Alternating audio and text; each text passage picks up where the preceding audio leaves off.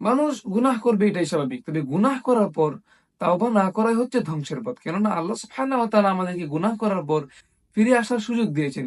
রাসূল সাল্লাল্লাহু আলাইহি ওয়াসাল্লাম বলেন, ওয়াল্লাযী নাফসি বিয়াদিহি, সেই সত্তার শপথ যার হাতে আমার প্রাণ, লাউলাম তুযনিবু, যদি তোমরা গুনাহ না করতে, লাযাহাবাল্লাহু বিকুম, আল্লাহ তোমাদেরকে উঠিয়ে নিতেন, ওয়ালা জাআ বিকাওমিন, এমন একটা জাতি পাঠাতেন, ইউযনিবুনা, যারা গুনাহ করত, ফায়াস্তাগফিরুনাল্লাহ, আল্লাহর কাছে ক্ষমা চাইতো, ফায়াগফিরু লাহুম, আল্লাহ তাদেরকে ক্ষমা করে দিতেন। আমাদের দ্বারা গুনাহ হবে, আমরা মানুষ, আমরা ভুল করব, গুনাহ আমাদের দ্বারা হবে। তবে গুনাহ করার পর ফিরে আসতে হবে, তাওবা করতে হবে, আল্লাহ সুবহানাহু ওয়া তাআলার কাছে ক্ষমা চাইতে হবে। আল্লাহ সুবহানাহু ওয়া তাআলা সূরা তাহরিমের ৮ নম্বর আয়াতে বলেন, ইয়া আইয়ুহাল্লাযীনা আমানু তুবু ইলাল্লাহি তাওবাতান নাসুহা, হে ঈমানদারগণ, তোমরা আল্লাহর কাছে খাঁটি তাওবা করো, তাওবাতুন নাসুহা, তাওবার মতো তাওবা করো। আর আল্লাহ সুবহানাহু ওয়া তাআলার রহমত থেকে কখনো নিরাশ হওয়া যাবে না। ঠিক এই সময়ের সুযোগটাই শয়তান নেয়।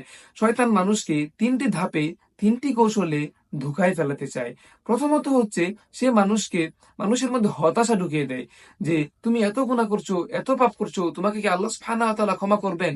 কিন্তু আল্লাহ সুবহানাহু ওয়া তাআলা সূরা জুমারের ৫৩ নম্বর আয়াতে বলেন, কুল ইয়া ইবাদিয়াল্লাযীনা, হে আমার বান্দাগণ, আসরাফু আলা আনফুসিহিম, যারা নিজেদের উপর জুলুম করেছো, লা তাকনাতু মির রাহমাতিল্লাহ, তোমরা আল্লাহর রহমত থেকে নিরাশ হও না।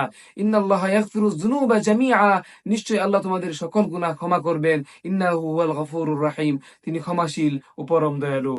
শয়তান আরেকটা কাজ করে, সেটা হচ্ছে আপনাকে তাওবা থেকে বিরত রাখায়, মানে তাওবার মধ্যে আপনাকে দেরি করায়। সে তাওবা করতে দেয় না। সে বলে আরেকটু গুনাহ করো, তারপর একবারই তাওবা করো, একবারই ফিরে আসো। তুমি বারবারে তাওবা করবে আল্লাহ সুবহানাহু ওয়া তাআলার কাছে?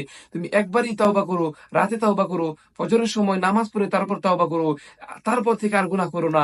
এইভাবে শয়তান আপনাকে দেরি করায়। দেরি করাতে করাতে আপনাকে একদম ভ্রান্ত করে ফেলে, একদম নিঃশেষ করে ফেলে, আপনাকে ভিতর থেকে শেষ করে দেয়।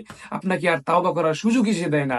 রাসূল সাল্লাল্লাহু আলাইহি ওয়াসাল্লাম তাওবার মর্যাদা সম্পর্কে বলেন, আত-তাইবু মিন যামবি কামান লা যামবা লাহু, যে ব্যক্তি গুনাহ করলো পরে তাওবা করলো, সে এমন যে তার কোনো গুনাহই ছিল না।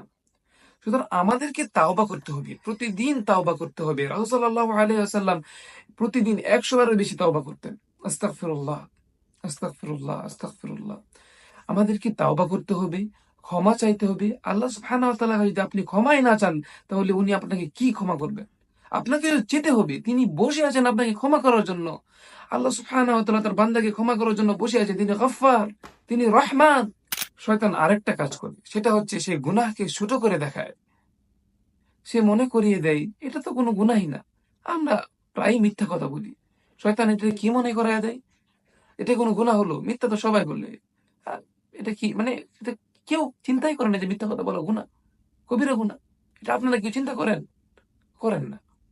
আল্লাহ সুবহানাহু ওয়া তাআলা আমাদের সকলকে বুঝার তৌফিক দান করুক। আমিন।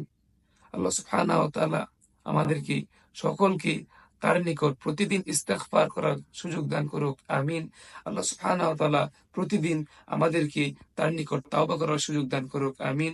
ওয়া আখিরু দাওয়ানা আনিল হামদুলিল্লাহি রাব্বিল আলামিন। আসসালামু আলাইকুম ওয়া রাহমাতুল্লাহি ওয়া বারাকাতুহু।